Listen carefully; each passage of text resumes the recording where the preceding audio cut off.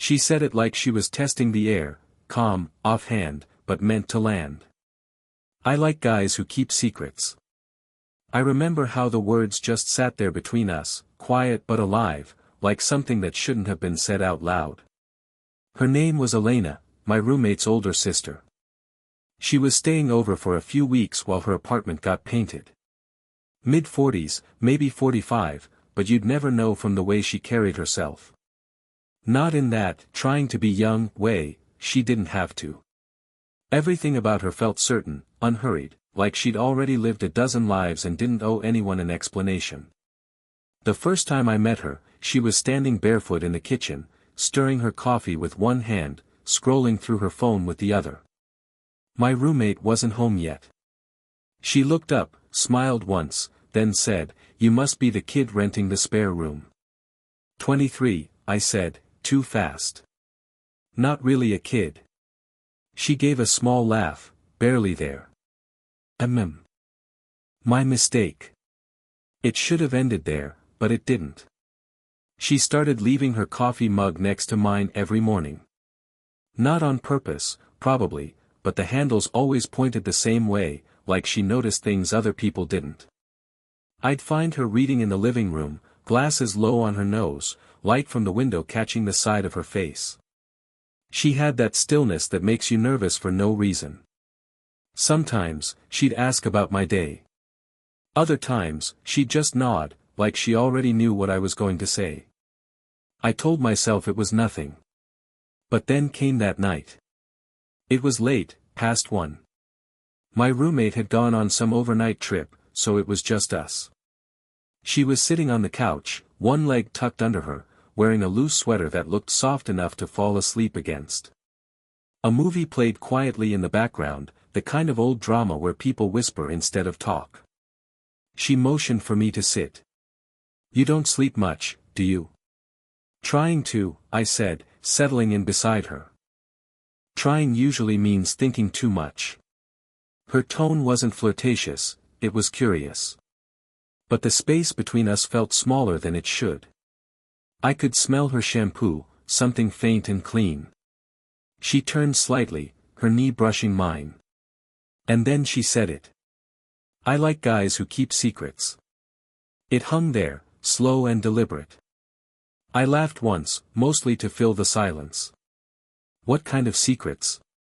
She shrugged, eyes still on the screen. "The kind you don't tell even when someone asks." The flicker from the TV caught her face, her mouth, the edge of her collarbone. She wasn't looking at me, but her hand was close enough that if I moved an inch, our fingers would touch. I didn't. She finally looked over. "You're quiet tonight." "Guess I'm trying to figure you out," I said. Her lips curved, half amusement, half warning. "Don't. People who try to figure me out usually get it wrong." The way she said it made my chest tighten. There was something behind it, something she didn't want seen. For a while, neither of us spoke. The credits rolled. The clock ticked. Somewhere down the hall, a pipe groaned. Then she stood, stretching lightly, sweater falling off one shoulder. "Good night," she murmured, stepping past me. Her hand brushed the back of my neck, just barely. And when I turned to look at her, she was already halfway down the hallway, the faint scent of her perfume still hanging in the air. Just before her door closed, she looked back once. "Let's see how good you are at keeping them." Click. The light from the hallway disappeared. And I just sat there, wide awake, realizing she'd started something I didn't know how to finish. The next morning, she acted like nothing had happened. Coffee, quiet hum of the kettle, sunlight spilling over the counter. She wore the same calm expression she always did, except her eyes didn't meet mine right away. "Morning," I said, trying to sound normal. She nodded. "You were up late." "So were you." That earned me a faint smile. "I don't sleep much." "Neither do I almost said. But the word stuck somewhere between my chest and my throat. I found myself watching her more after that night. Not in the obvious way, just small things.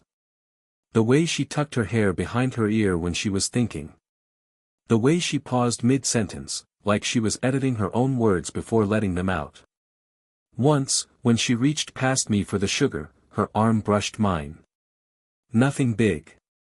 Just a brief press of warmth through fabric.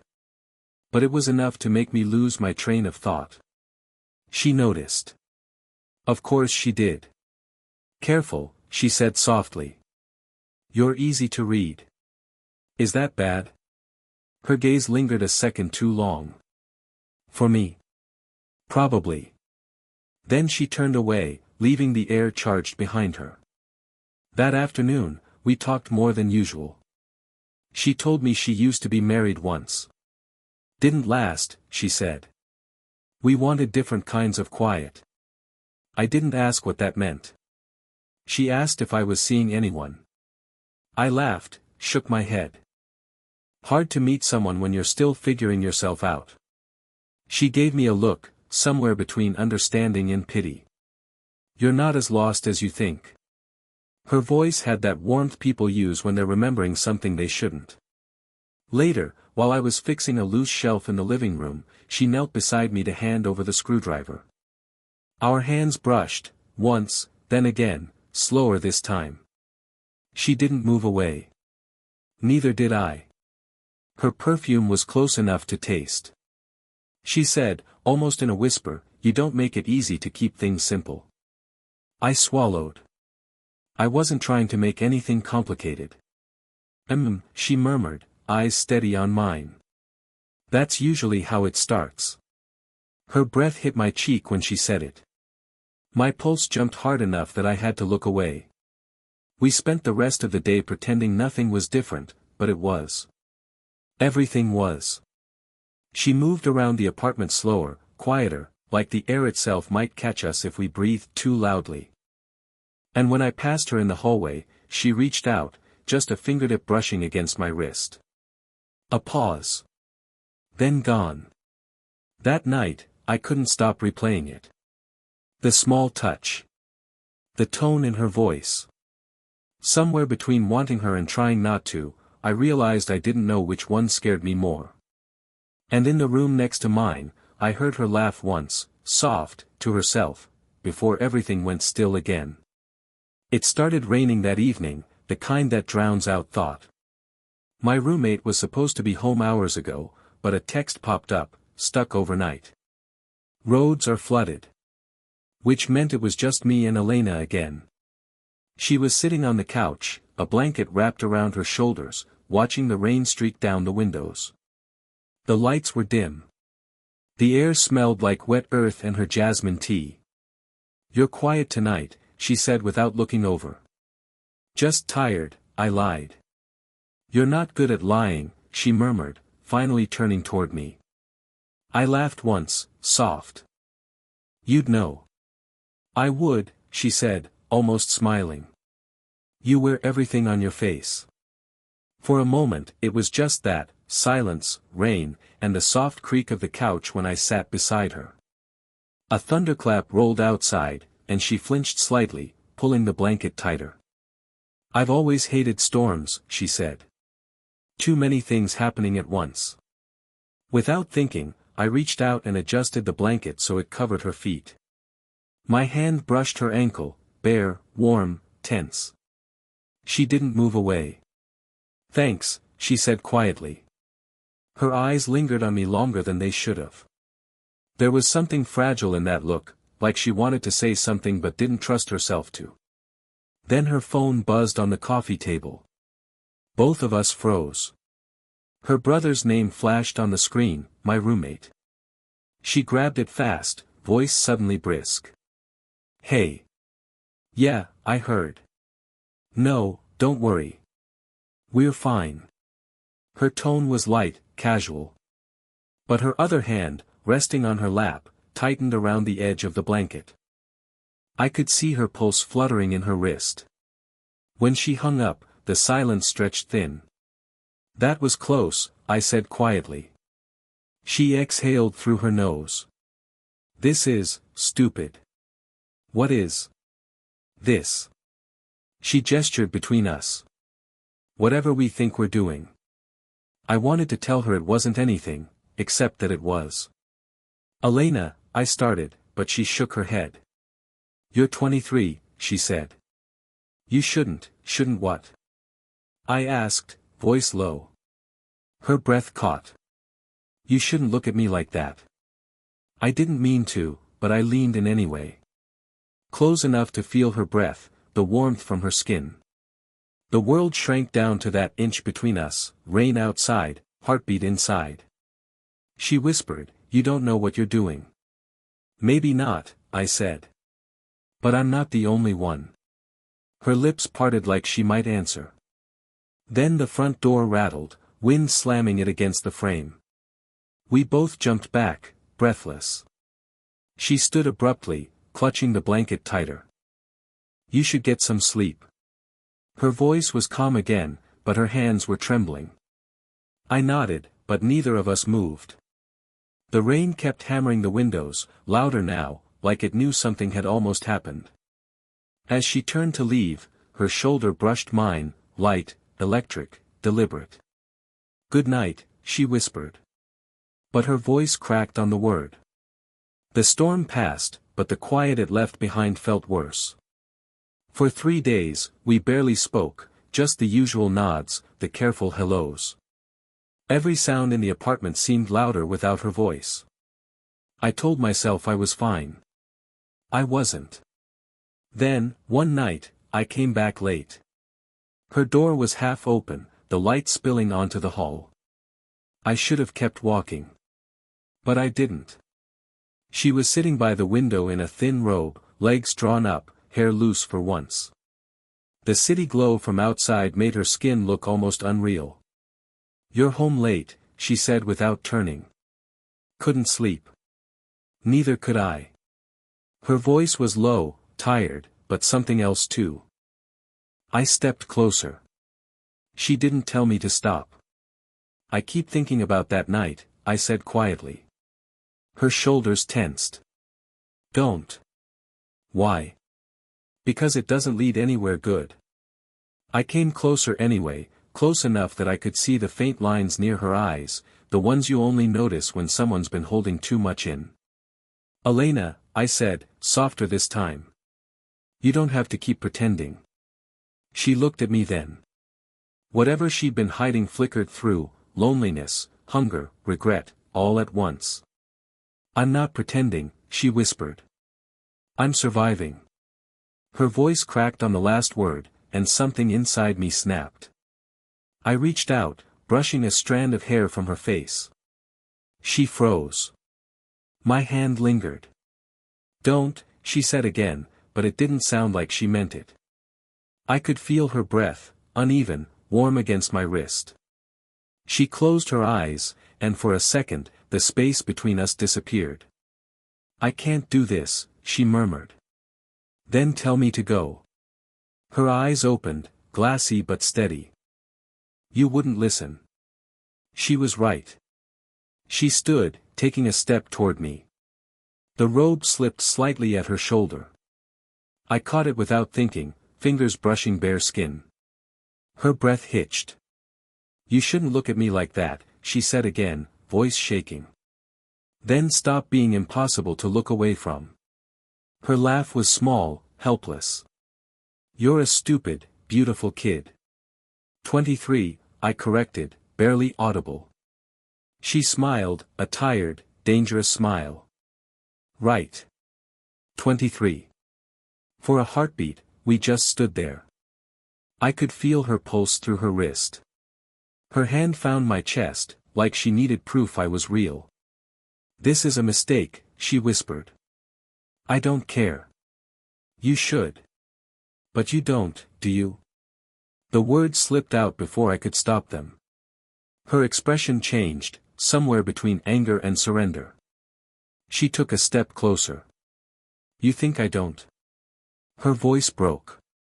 The air between us thinned until I could feel her heartbeat against mine. Her lips parted, barely a breath away. Then, footsteps in the hall. We froze. Her brother's voice, muffled but near, Elena. You awake? Her hand gripped my sleeve, hard.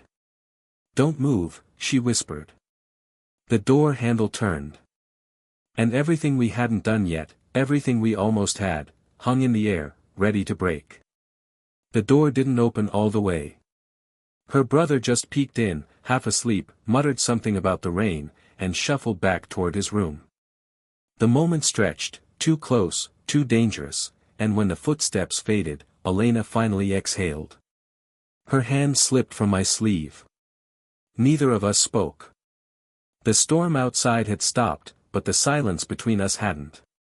I took a step back, trying to breathe right again. She did the same, wrapping her robe tighter, not meeting my eyes. "That was," I started. "Stupid," she finished for me. "That was stupid." But her voice trembled, the word catching like it hurt to say. "Maybe," I said. "But it's not nothing." That made her look at me, really look, sharp and searching. "You think this means something? Don't you?" Her mouth opened, closed again. Her hand went to her temple, fingers pressing hard like she was trying to stop something from spilling out. "I shouldn't have stayed here," she whispered. "I should have gone to a hotel. I knew this was, don't say mistake." She hesitated. Her eyes softened. "Then what should I call it?" I didn't answer. I couldn't. Because right then, her phone buzzed again. A text. From my name. Except I hadn't sent it. She stared at the screen, confused. "Miss you tonight." "What?" I frowned. "That's not from me." Her face drained. "Then who?" Another buzz. Her brother this time. "You and Alex getting close?" "LOL careful, he talks about you." Her hand went still. The air vanished. I grabbed my phone, opened messages. The older thread, half-written drafts, ones I'd typed and never sent, were gone. Someone had opened them. Sent them. Her brother. He must have seen them on the shared computer. "Elena, don't," she said, voice low, tight. "He knows." She turned away, one arm hugging herself, the other covering her mouth. I could see her shaking, not crying, not yet, but close. "This isn't just some crush anymore," she said, barely audible. "He's my brother. You're his friend. You live here." I stepped forward. She stepped back. "Say something," I said. "What do you want me to say?" "That I thought about it. That I shouldn't have." She laughed once, breathless. "That I wanted it until I saw what it could ruin." I didn't know if I was angry or scared. Maybe both. "So you did want it." Her silence said enough. When she finally looked at me again, her eyes were glassy, raw. "It doesn't matter now. He's already seen it. He'll tell someone." And she stopped, swallowing hard. I took another step. She didn't move this time. Her hand brushed the edge of my shirt like she wanted to pull me close but couldn't risk it. "Tell me to go," I whispered. She didn't. Instead, she whispered, "Meet me tomorrow. Somewhere he won't find us." And then she was gone, down the hall, into her room, door closing soft but final. The lock clicked. And all I could think about was that she hadn't said no. We met the next evening, just like she said, an old cafe 2 blocks away, half empty, rain still clinging to the windows. I got there first. She came in 10 minutes later, hair damp, eyes hidden behind dark glasses that didn't suit her. For a moment, she just stood there in the doorway, looking at me like she wasn't sure if she'd done the right thing. Then she sat down, close enough that our knees almost touched. Neither of us spoke at first. The noise of the espresso machine filled the silence, giving us an excuse not to. Finally, she said, "He saw everything." I nodded. "I know. He thinks it's one-sided." "And is it?" She looked up at me sharply. The question hit her, but she didn't turn away. Don't make me answer that. Then why did you come? Her hands were folded tight around her coffee cup. Because I couldn't stop thinking about what I didn't do. The air shifted. Something broke open in the space between us, small, invisible, dangerous. I leaned in slightly, my voice low. You could say it wasn't real. That it was just, don't, she interrupted. Don't make it small just because it scares you. Her hand trembled as she set the cup down. I reached out, steadying it. Our fingers touched, held, didn't let go. Her pulse was racing under her skin. This is wrong, she said, but it came out like a confession, not a protest. Then stop me, I whispered. Her eyes closed. Her breath caught, shallow and uneven. You don't know what you're asking. Yeah, I said, I do. The next moment wasn't planned. It wasn't even a decision. It just happened. She reached for my collar at the same time I leaned closer. We stopped, barely an inch apart, hearts pounding hard enough that I could feel hers through the air. Her voice was barely a breath. You'll regret it. Not this, I said. And for a second, she almost believed me. I saw it, the flicker of surrender, the years of restraint faltering all at once. Her hand came up to my face, fingers tracing my jaw, hesitant, reverent. I shouldn't want this, she whispered. But you do. The words hung there, trembling. She didn't pull away. Then, she did. Slowly. Her hand dropped, her chair scraped the floor. She stood, eyes bright but dry. You're young enough to start over, she said softly. I'm not. I stood too. You think this is just youth? She gave a half smile, sad, beautiful. No. That's why I can't. The rain hit the window harder, like applause for a scene neither of us wanted to end. Before she left, she leaned close enough that her breath brushed my ear. Some things only work because they never happen. Then she was gone. I sat there, motionless, the taste of her silence still on my tongue, knowing that, for once, we understood each other completely. Weeks passed before I saw her again. She'd gone quiet after that night at the cafe, no messages, no chance meetings in the hall. Her brother said she'd gone back to her place once the renovations finished. I pretended that was fine. I even started believing it. Until one morning, she came by to return something, my book. The one I'd lent her before everything changed. She knocked softly. When I opened the door, she stood there in a pale coat, hair pulled back, eyes calm but tired. You left this, she said. I took it, nodding. I didn't think you'd bring it back. I wasn't sure I would. There was a pause, long enough for all the unsaid things to fill it. You look better, she said. Trying to. She smiled faintly. You always tried too hard. I laughed under my breath. You always pretended not to notice. She looked down, the corner of her mouth twitching. Maybe I noticed too much. The words landed somewhere between regret and relief. We ended up sitting in the living room again, like nothing had changed, except everything had. The light came in soft through the blinds, dust moving through it like slow rain. She traced a finger over the rim of her mug. I kept thinking about that night, she said quietly. Not what almost happened, what did? What did? You saw me, she said simply. And I didn't know how to handle that. I wanted to reach for her, but I didn't. Not yet. You were right, she continued. It would have ruined things. But maybe not the way we thought. She looked up. Her eyes weren't guarded anymore. Just honest. You made me feel something I hadn't felt in a long time. That's what scared me. I swallowed. You scared me too. You still do. Her hand was resting near mine. I turned mine over, slow, until our fingers touched. She didn't pull away.